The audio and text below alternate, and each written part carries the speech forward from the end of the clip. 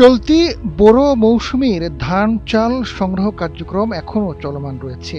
আগামী মাসের ৩১ তারিখ পর্যন্ত বোরো সংগ্রহ কার্যক্রম চলবে। এই সময় পর্যন্ত মজুদ পরিস্থিতি আরও বেড়ে যাবে। তবে সরকারি খাদ্য গুদামগুলোতে মোট খাদ্যপণ্যের ধারণ ক্ষমতা 22.৫ লাখ মেট্রিক টন, যা এরই মধ্যে সরকারি খাদ্য মজুদের নতুন রেকর্ড সৃষ্টি হয়েছে। চলতি জুলাই মাস শেষে খাদ্য মজুদ পরিস্থিতি আরও বাড়বে বলে জানিয়েছে খাদ্য অধিদপ্তর।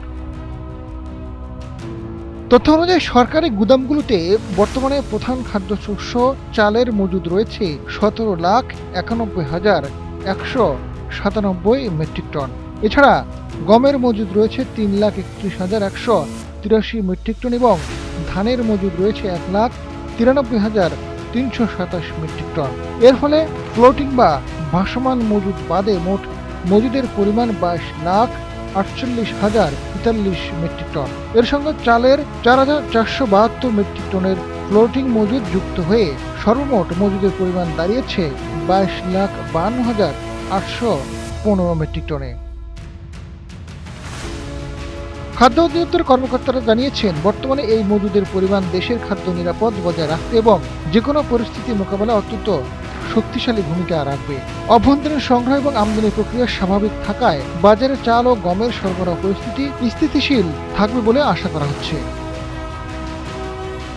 বাজার বিশ্লেষক ও ক্যাবের সহসভাপতি এস.এম. নাজির হোসেন জানান, সরকারের মজুদ ঠিক থাকে তাহলে বাজারে ইতিবাচক প্রভাব পড়ে। কারণ সরকারের হাতে বেশি ধান চাল থাকলে ব্যবসায়ীরা সিন্ডিকেট করার সুযোগ পায় না। তবে চালের মজুদ পর্যাপ্ত থাকার পরও সম্প্রতি চালের দাম বেড়েছে।